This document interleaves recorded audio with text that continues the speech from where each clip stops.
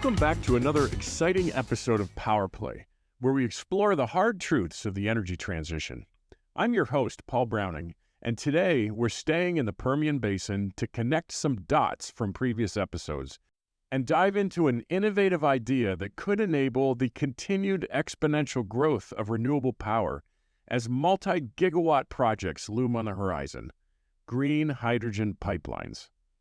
Remember in Episode 7, we explored the Advanced Clean Energy Storage Project in Delta, Utah. This groundbreaking utility-scale project will produce green hydrogen from excess renewable power, store it in a salt cavern, and move it through a short pipeline to a combined-cycle power plant at the Intermountain Power Project. The hydrogen will then be used to produce power when it's in short supply. This project is under construction and will begin operation in 2025. Then, in Episode 8, we talked about the exponential growth of wind and solar power and how that will require exponential growth of energy storage of all durations. But let's think about what that continued exponential growth means. 10 years ago, a large solar project was about 10 megawatts. 5 years ago, a large project was 100 megawatts.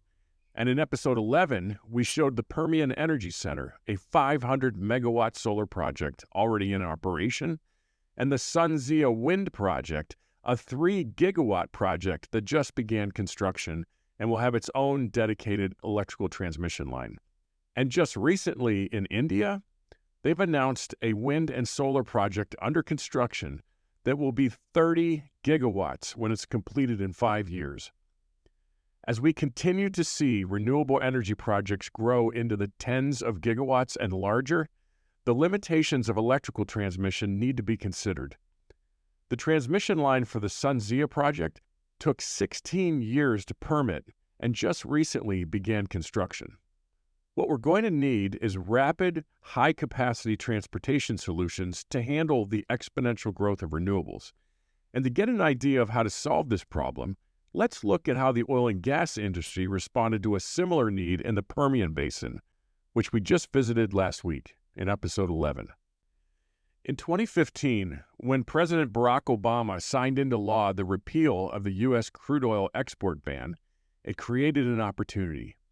The massive build-out we talked about last week in the Permian Basin of unconventional oil and gas was already well underway, and there was now an opportunity in 2015 to move that oil and gas about 500 miles to the U.S. Gulf Coast export terminals. But the problem was scale. In electrical energy terms, the oil and gas industry needed new capacity to move the equivalent of 450 gigawatts of oil and gas from the Permian Basin to the Gulf Coast as quickly as possible. That's a colossal amount of energy, far surpassing the capacity of electrical transmission lines, which can take decades to complete. But the oil and gas industry has been dealing with exponential growth for decades in Texas, and it only took them 6 years to install the new transportation capacity that they needed, using pipelines. For instance, the Wink to Webster pipeline system spans 642 miles and transports 1.5 million barrels per day of crude oil from the Permian Basin to the Gulf Coast. This pipeline alone can move the equivalent of 104 gigawatts of energy. And the Cactus II pipeline, running 575 miles from Wink, Texas, to the Ingleside area near Corpus Christi, has a capacity of 670,000 barrels per day, which equates to 47 gigawatts of energy. And in the case of natural gas, an example is the Gulf Coast Express pipeline, which began operation in 2019, carrying natural gas from the Permian Basin to Agua Dulce, Texas. This 497-mile pipeline has a capacity of 2 billion cubic feet per day of natural gas, translating to an energy transport capacity of about 25 gigawatts. In total, between 2015 and 2021, the oil and gas industry built 6 oil pipelines and 8 natural gas pipelines with a total capacity of 450 gigawatts of energy. So the lesson here in exponential thinking is that when the oil and gas industry needs to move massive amounts of energy around, they move it as molecules in pipelines. The reason is that they can do it in a few years instead of the decade plus required for electrical transmission, and because pipelines can move much more power than electrical transmission lines for the same investment. And another lesson from the oil and gas industry is that they've already done this with hydrogen. The refining industry in the Gulf Coast uses hydrogen derived from fossil fuels to desulfurize motor fuels. The oil and gas industry has 3 existing hydrogen salt domes to store this hydrogen, and they've already installed over 1,600 miles of hydrogen pipelines to move it around the Gulf Coast. So we know this idea can be built and that it works because it's already been done. In episode 7, we discussed green hydrogen as an energy storage technology, but it's also an exciting renewable energy transportation technology that can be moved through pipelines much like natural gas. Renewable power can be converted to green hydrogen and then moved in large quantity to where energy is needed. And when it arrives, it's in the form of stored energy, not in the form of instantaneous electricity that must be used immediately, stored, or lost. So what's this green hydrogen going to be used for in East Texas? Well, today, over 10 million tons per year of gray hydrogen derived from fossil fuels is already used in the Gulf Coast, as I mentioned earlier. So one use would be to replace that gray hydrogen with carbon-free green hydrogen. But there are other exciting projects that could use this power. Entergy Texas is currently constructing the Orange County Advanced Power Station, a 1.2 gigawatt combined cycle power plant in Orange County, Texas. When this project was announced, Entergy also announced that the turbines they purchased would be hydrogen capable. In fact, they bought the same gas turbines that the Intermountain Power Plant bought.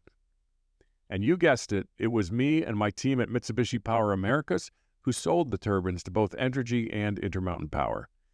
The Orange County Advanced Power Station could become one of the key off-takers for green hydrogen from the Permian Basin and other areas of West Texas, using stored renewable energy transported through pipelines to provide power when energy-hungry East Texans need it. Last week, I took a detour from driving cross-continent with my wife to attend the World Hydrogen Conference in Houston. At the conference, I met a guy named Mike Sloan, who's CEO of Synergetic. Mike invited me to a dinner meeting with half a dozen other people interested in the idea of using hydrogen pipelines to move massive amounts of renewable power. It was a great discussion, and Mike has graciously volunteered to help me with this episode of Power Play. So let's look at numbers from Mike showing how much renewable energy a green hydrogen pipeline could move. The carrying capacity of a hydrogen pipeline operating at an inlet pressure of 70 bar, outlet gas velocity of 35 meters per second, and with compressor stations assumed to be every 500 kilometers along the pipeline, a 48-inch diameter pipeline would have the capacity to move 4.6 million tons per year of hydrogen. This equates to about 42 gigawatts of energy carrying capacity. At $8.2 million a mile, a 500-mile pipeline from the Permian Basin to the Gulf Coast would cost about $4 billion. And when the hydrogen gets to the Gulf Coast, there's plenty of salt dome capacity in the region to store the hydrogen for later use. As I said earlier, there are already 3 existing hydrogen salt caverns in operation on the Gulf Coast, with plenty of salt dome capacity to add more. And one of the guys at dinner in Houston was Sam Porter, the CEO of Nuventus, who's working on adding up to 12 salt caverns in East Texas and the Moss Bluff Salt Dome, which has one of the existing hydrogen salt caverns. Project developers are also working on additional hydrogen salt cavern storage near Corpus Christi and Matagorda Bay, which is just south of Houston. Now, let's look at some of the hard truths of this idea. A hard truth we already covered in episode 7 is that converting renewable electricity to green hydrogen causes an energy loss of about 30%. And when that hydrogen is converted back to usable energy, there's another similar energy loss. This means that the round-trip efficiency of green hydrogen is around 40%. By comparison, oil has about 35% efficiency from the oil well to the wheel when it's used for transportation, and natural gas has about 50% efficiency when it's used for power generation.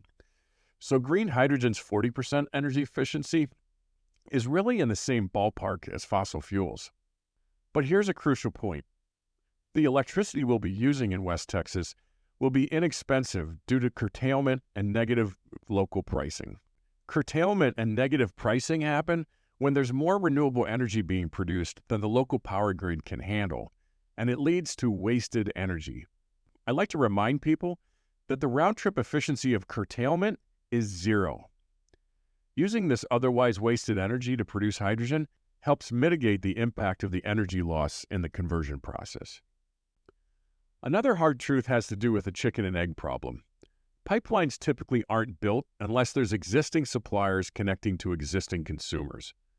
However, remember the story from episode 6 of the CREZ transmission lines that got built in Texas to move West Texas wind to East Texas? When those transmission lines were built, there was only about 200 megawatts of renewable power that had already been built in West Texas. But since the CREZ lines were built, there's now many gigawatts of wind power using these transmission lines. We should plan to do the same for green hydrogen as West Texas projects move from hundreds of megawatts to tens of gigawatts in project size. And a final hard truth has to do with reusing existing fossil fuel pipelines to convert them to hydrogen pipelines. Although people are working on this and it may be possible, there are issues related to hydrogen embrittlement that may require alternate pipeline alloys for hydrogen. And all of the compressor stations of a natural gas pipeline would require significant modification because hydrogen requires much different compression technologies and about 3 times the compression energy of natural gas to move the same amount of energy content. With the cost of new pipelines being relatively low, I'm assuming that we're going to need all new pipelines for hydrogen, but that we'll be able to use the rights of way of existing natural gas and oil pipelines. As we look to the future, we need to prepare for the continued exponential growth of renewable power, with projects growing into the tens of gigawatts. And that's why we're going to need green hydrogen pipelines. By using proven solutions like hydrogen pipelines and hydrogen storage in salt caverns, we can create a resilient and sustainable energy system. The journey won't be without challenges, but projects like the Orange County Advanced Power Station will be leading the way in Texas. Thank you for joining me on this exploration of green hydrogen pipelines. If you enjoyed this episode, please join over 12,000 others in becoming a subscriber, and please share it with others who are passionate about the future of energy. Until next time, I'm Paul Browning, and this is Power Play.